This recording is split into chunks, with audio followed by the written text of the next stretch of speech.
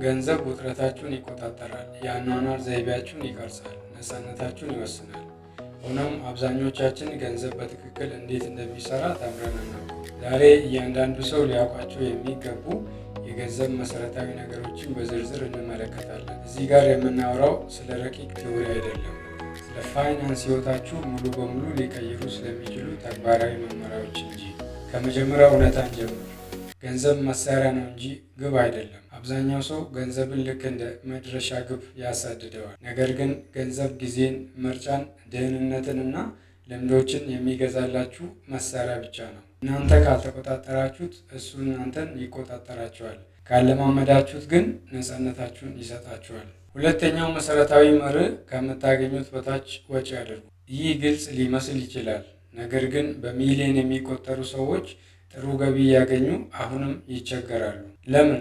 ምክንያቱም ገቢ ሲጨምር የአኗኗር ዘይቤም አብሮ ያድጋል። ደሞዝ ሲጨመርላችሁ ስልካችሁን ትቀይራላችሁ። ገቢያችሁ ሲጨምር ወደ ትልቅ ቤት ትዛወራላችሁ። እቤት አብስላችሁ ከመመገብ ይልቅ ቅንጡ ሆቴሎች ውስጥ መመገብን ትመርጣላችሁ። ቦነስ ስታገኙ ወጪያችሁን ትጨምራላችሁ። ይህ የአኗኗር ዘይቤ ግሽበት ወይንም ላይፍ ስታይል ኢንፍሌሽን ይባላል። ሀብታምነት ማለት ምን ያህል እንደምታገኙ ሳይሆን በምታገኙትና በምታወጡት መካከል ያለው ልዩነት ነው። ያ ልዩነት የወደፊት ህይወታችሁ የሚገነባበት ቦታ ነው። ወጪያችሁ ከገቢያችሁ በበለጠ ቁጥር የወደፊት ህይወታችሁ በባህር መሃል ሞተሩ እንደፈነዳበት ጀልባ ተስፋ አስቆራጭ ይሆናል። አሁን ወደ ሶስተኛው መሰረታዊ ነገር እንለፍ። መጀመሪያ ለራስህ ክፈል። አብዛኛው ሰው መጀመሪያ ለቤት ኪራይ ይከፍላል፣ ለቢል ይከፍላል፣ ለተለያዩ አገልግሎቶች ይከፍላል። ከዛ የተረፈውን ያስቀምጣል። ሀብታም ሰዎች ግን ይህንን ይገለብጡታል። ገንዘብ በገባ ቅጽበት የተወሰነውን ክፍል በቀጥታ ወደ ቁጠባ ደብተራቸው ወይም ኢንቨስትመንት ይወስዱታል። ያለምንም ክርክር፣ ያለምንም ስሜት 10% ቢሆን እንኳ 1000 ብርም ይሁን 10,000 ብር ተርፎ መቆጠብ ብዙ ጊዜ አይሰራም። መጀመሪያ መቆጠብ ግን ስነስርዓትን ይገነባል። ቀጥሎ በሀብት ወይንም አሴት እና በዕዳ ወይንም ሊያቢሊቲስ መካከል ያለውን ልዩነት ተረዱ። ሀብት ወይንም አሴት በኪሳችሁ ውስጥ ገንዘብ ያስገባል። ዕዳ ወይም ሊያቢሊቲ የምንለው ደግሞ ከኪሳችሁ ገንዘብን ያወጣል። ኢንቨስትመንቶች፣ ንግዶች፣ ሪል ስቴቶች እነዚህ ሀብቶች ናቸው። በብድር የተገዙ መኪናዎች፣ በብድር የተገዙ ውድ ዕቃዎች እነዚህ ደግሞ ዕዳዎች ናቸው። ብዙ ሰዎች ዕዳዎችን እንደ ሀብት ይገዛሉ። በየወሩ ገንዘብ የሚያስወጣችሁና ገቢ የማይመጣ ከሆነ ይሄ ሀብት አይደለም። ስለ ዕዳ ካነሳን አይቀር ሁሉም ዕዳዎች እኩል አይደሉም። ከፍተኛ ወለድ ያለባቸው ዕዳዎች አደገኛ ናቸው። 20% ወለድ የሚጠይቁ ብድሮች ልክ እንደ ረግረጋማ መሬት ናቸው። በቆያችሁ ቁጥር ይበልጥ ትሰጥማላችሁ። እንዲህ አይነት ዕዳ ካለባችሁ በአስቸኳይ ለመክፈል ቅድሚያ ስጡ። በሌላ በኩል ጥሩ ዕዳ ሀብት ሊገነባ ይችላል። ለምሳሌ ለትምህርት፣ ለንግድ ወይም ገቢ ለሚያመጡ ነገሮች የሚወሰድ ብድር። ነገር ግን ጥሩ ዕዳ እንኳን በጥንቃቄ መያዝ አለበት። ሌላው የገንዘብ መሰረታዊ ነገር የአደጋ ጊዜ ፈንድ ወይንም ኢመርጀንሲ ፈንድ ይኑራችሁ። ህይወት ባልታሰቡ ነገሮች የተሞላች ናት። ድንገተኛ የሕክምና ወጪ፣ የመኪና ብልሽት፣ የስራ ማጣት ሊያጋጥም ይችላል። ያለ ቁጠባ ድንገተኛ አደጋዎች ወደ ዕዳ ይቀየራሉ። በቁጠባ ግን ድንገተኛ አደጋዎች መጠነኛ ችግር ብቻ ሆኖ ያልፋሉ። መጀመሪያ የአንድ ወር ወጪን በመቆጠብ ይጀምሩ። ከዚያም እስከ 6 ወር ድረስ ያሳድጉት። ይህ የእናንተ የፋይናንስ መከላከያ ወይንም ሾክ አብዞርበር ነው። ሌላው መሰረታዊ ነገር የተደራራቢ ወለድን ወይንም ኮምፓውንድ ኢንተረስትን ኃይል ተረዱ። ተደራራቢ ወለድ ማለት ገንዘባችሁ ገንዘብ ሲወልድ ያ የወለደው ገንዘብ ደግሞ መልሶ ሌላ ገንዘብ ሲወልድ ማለት ነው። ለምሳሌ በ7% ወለድ ለአንድ ዓመት 5,000 ብር ባንክ ብታስቀምጡ ያ ያስቀመጣችሁት ገንዘብ 350 ብር ይወልድላችኋል። እሱ የወለደላችሁ 350 ብር ደግሞ ከዓመት በኋላ 25 ብር ገደማ አካባቢ ይወልድላችኋል። ይህ የተደራራቢ ወለድ ኃይል ነው።